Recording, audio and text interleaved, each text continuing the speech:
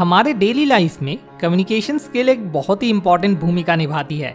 फिर चाहे वो दोस्तों के साथ बात करना हो या फैमिली मेंबर्स के साथ या फिर कोवर्कर्स या कंप्लीट स्ट्रेंजर्स ही क्यों ना हो।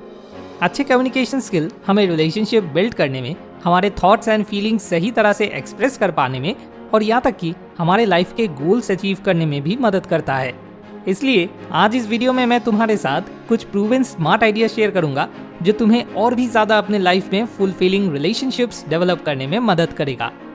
Smart idea number 1, listen actively. Communication skill improve करने के लिए सबसे पहले और मोस्ट इंपॉर्टेंट स्टेप है एक्टिव लिसनिंग प्रैक्टिस करना। एक्टिव लिसनिंग का मतलब है कि जिस इंसान के साथ तुम बात कर रहे हो उसे अपना पूरा अटेंशन देना। सिर्फ वो क्या बोल रहा है वही सुनना काफी नहीं है, उसके साथ साथ उसका tone of voice, body language और दूसरे नॉन वर्बल क्यूज के प्रति भी पूरा अटेंशन दो।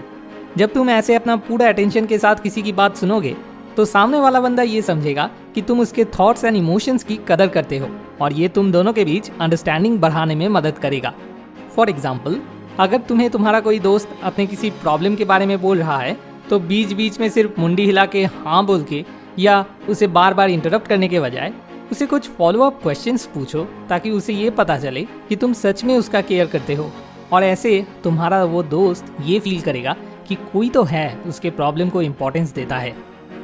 Smart idea number 2, practice empathy.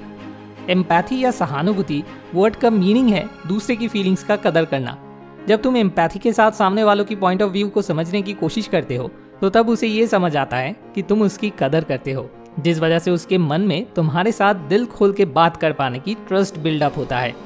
For example, कोई अगर किसी चीज़ को लेकर अपसेट है तो उसके अपसेट रहने का मजाक बनाने के बदले या डिफेंसिव मोड में आकर खुद को डिफेंस करने के बदले उसके पॉइंट ऑफ व्यू से उसकी प्रॉब्लम को समझो और इमेजिन करो कि अगर तुम उसके जगह होते तो तुम क्या करते।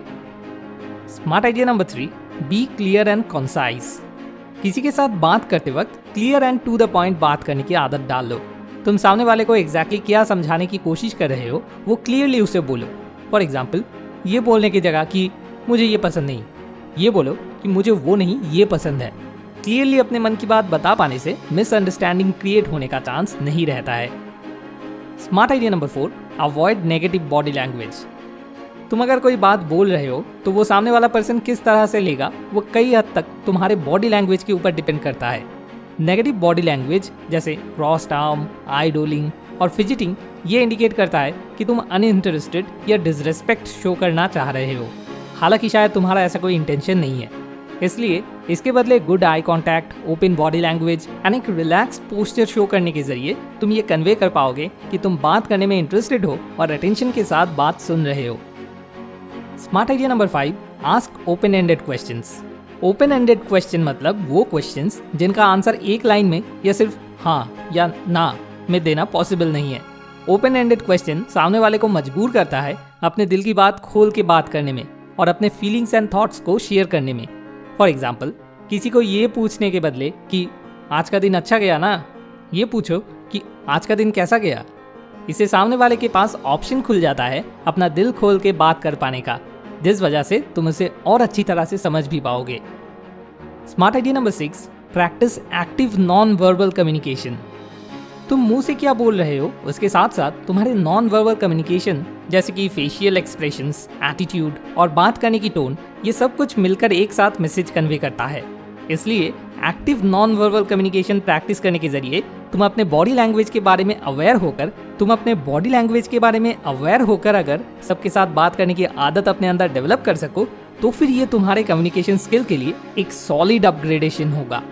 फॉर एग्जाम्पल, एक फ्रेंडली स्माइल करने के जरिए तुम सामने वाले को ये मैसेज कन्वे कर सकते हो कि तुम उससे बात करने में इंटरेस्टेड हो। वहीं अगर तुम अपने आईब्रोज ऊंचा कर लेते हो तो ये तुम्हारे डिस्कम्फर्ट को शो करेगा। इसलिए तुम मुंह से क्या बोल रहे हो उससे जितना इंपॉर्टेंस देते हो उतना ही इंपॉर्टेंस अपने नॉन वर्बल कम्युनिकेशन को देना शुरू कर दो। इससे तुम्हारा कम्युनिकेशन स्किल नेक्स्ट लेवल तक पहुंच जाएगा। Smart idea number 7, practice practice practice. जितना ज़्यादा तुम कम्युनिकेशन स्किल प्रैक्टिस करोगे उतना ही ज़्यादा तुम इस चीज़ में माहिर बनते चले जाओगे। इसलिए मौका ढूंढो दूसरों के साथ बात करने का, फिर चाहे दोस्तों के साथ हो या कहीं पे पब्लिक स्पीकिंग करना हो या फिर ग्रुप डिस्कशन में भी भाग ले सकते हो। जितना ज़्यादा तुम प्रैक्टिस करोगे उतना ही ज़्यादा तुम किसी से बात करते वक्त कॉन्फिडेंट एंड कंफर्टेबल महसूस करोगे।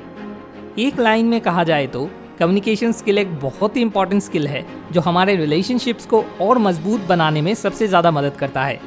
इन 7 प्रूवन स्मार्ट आइडियाज़ को इम्प्लीमेंट करने के जरिए तुम अपने कम्युनिकेशन स्किल को इम्प्रूव करके फुलफिलिंग और सक्सेसफुल रिलेशनशिप बिल्ड कर सकते हो।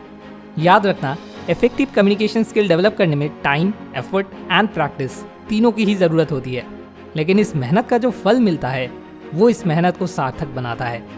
मुझे उम्मीद है ये वीडियो तुम्हारे काम आएगा। Thanks for watching.